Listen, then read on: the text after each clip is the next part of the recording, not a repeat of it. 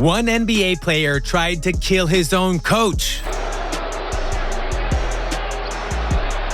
Another stopped the entire game just to break this fan's jaw. These are the scariest players in NBA history.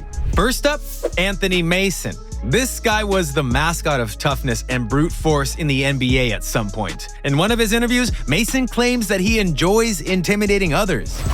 To me? No, not to me, but I've seen people intimidate others.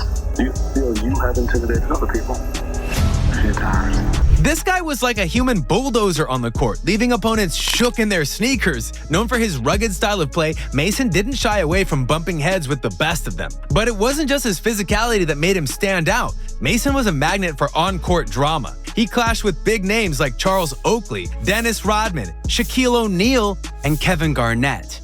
Up next is another Anthony, but a more notable one.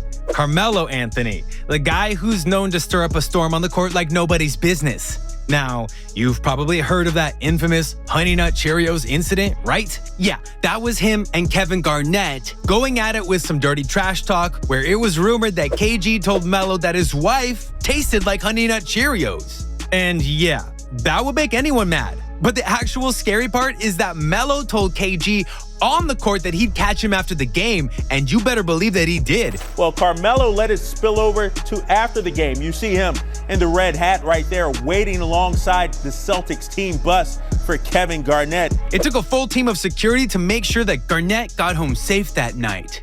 Although KG denied ever saying anything about Melo's wife, things might have gone a bit different if there wasn't any security around.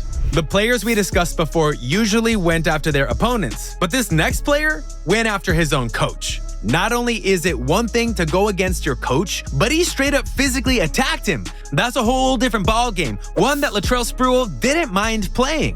In 1997, Latrell Sprewell, a three-time All-Star point guard for the Golden State Warriors, attacked, choked, and threatened to kill his coach after a verbal confrontation. If you're choking someone, you don't get 2 scratches, you get welts totally around your neck. But didn't the team have to come and pull you off? Well, they did. The incident took place during a passing drill when Coach Carlesimo demanded Sprewell to throw crisper passes. After choking him out, Sprewell casually went off to the showers in the locker room. You would think that was the end of it all, right? Nope, not for Sprewell. This dude came right back and punched his coach straight in the face. Sprewell was suspended by the NBA for 1 year, which was later reduced to 68 games. He also lost a total of $6.4 million, including the loss of his shoe deal with Converse. But that's not all. He also had other altercations with players, one of which was Charles Barkley.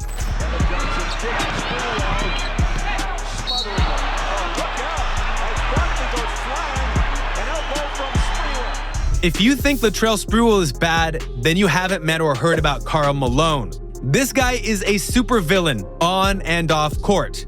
His life and controversy outside the NBA is enough to make a documentary series. It would leave you wondering how this dude even had a basketball career, but that's for a different video. On the court, he was a big, burly dude that everyone feared. The guy was a behemoth, built like LeBron before LeBron. His presence alone could send shivers down your grandma's spine.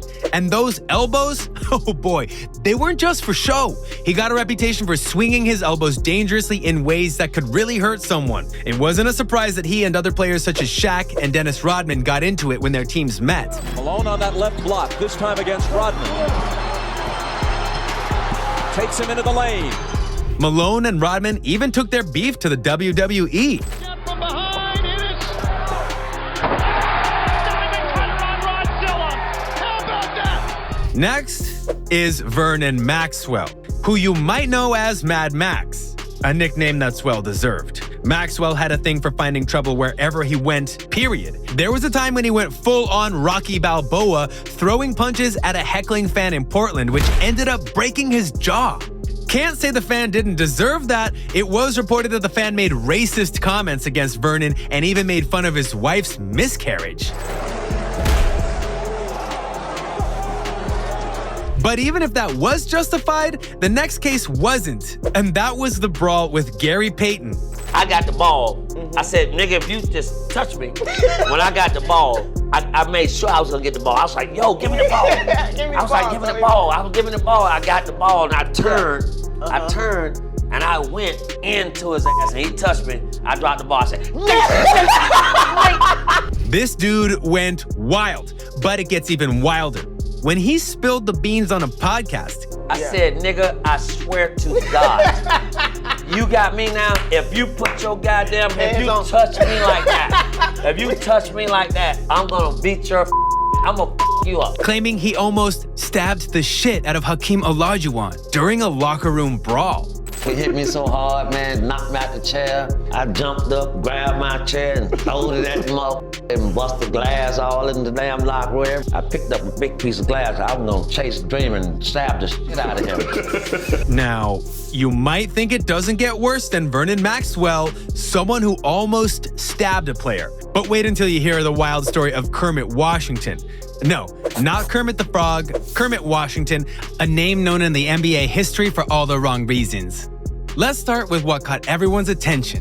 In 1977, a brawl erupted between the Lakers and the Rockets, and during the chaos, Washington delivered a punch that sent an echo through the league. Rudy Tomjanovich running into the action is unfortunately on the receiving end of Washington's fist. It's not something you'd want to watch twice. Just kidding.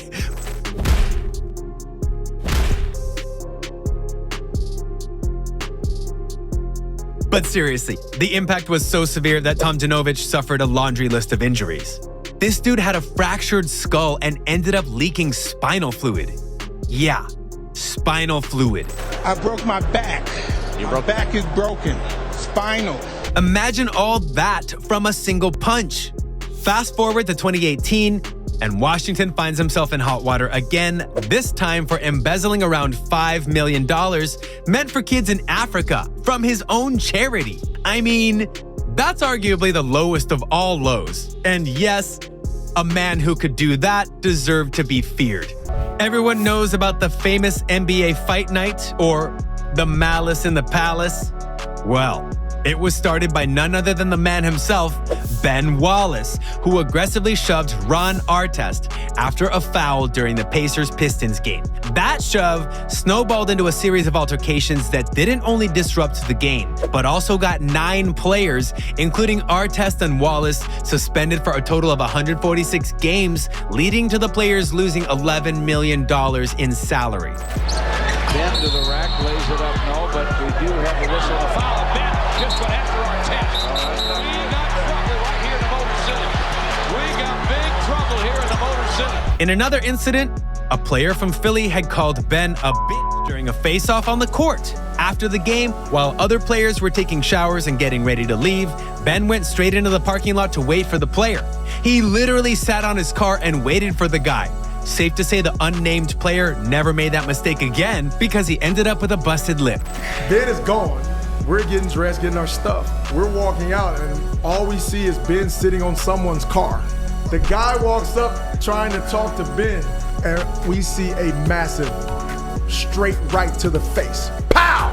But more than his scary nature, his intensity is another attribute that made this dude a force on the court. At 6'9", Big Ben was usually playing against guys much taller than him. It didn't matter. Wallace didn't back down from anyone. This guy even dominated Shaq once upon a time. To put that in perspective, Shaq measured 7'1" and an impressive 7'7" wingspan. But after everything is said and done, a man whose name you may have heard numerous times already in this video, we have the big ticket, aka Kevin Garnett. He is the undisputed king of intimidation on the hardwood, as he did and said things that were just off limits. He straight up called Charlie Villanueva a cancer patient. Yeah, that was uncalled for, even for KG. Well, Charlie didn't take that lightly. He wanted to fight KG for his comment as he took to Twitter and said he would love to get in a ring and expose him. Here are the tweets posted by Villanueva. KG talks a lot of blank. He's probably never been in a fight. I would love to get in a ring with him. I will expose him. And there was that rumor about him hitting Tim Duncan where it hurts. Garnett reportedly said to Duncan, "Happy Mother's Day, motherfucker," during a face-off in the first round of the 1999 playoffs. This was out of pocket and extremely offensive as Duncan's mom had passed away from breast cancer when he was 14 years old. But This story has never been confirmed by either player, and some have disputed its authenticity. Duncan himself has never publicly commented on it, and Garnett has denied saying it in an interview. But hey, it's KG. I wouldn't be surprised even if it was true. But let's not forget about that one time Joakim Noah found out why they said you should never meet your heroes. His first encounter with KG was at the free throw line. Noah, starstruck, tells Garnett that he's his favorite player, and he even got his poster on his wall. KG takes a good look at him and says, "Get off my dick." KG right here, Noah right here, and I'm right here. So, you know, KG intense. He's looking down, he's dripping sweat. He like, "Hey, yo, KG, man, you was my favorite player, dog." I had your poster on my wall. And right, he telling him all this, he breaking it down. KG was like, "Get off my..." That's enough to make a grown man cry, or I mean, enough to be the beginning of a villain's backstory with that type of hurt. What really sets KG apart, though, isn't just his ferocious defense or his legendary trash talking, it's that relentless, crazed mentality he brings to the court, the energy and intensity that separated him from the rest of the NBA. And let's not forget, he could back it all up with some serious game. Dropping 40 points while calling you a cancer patient? That's just devious.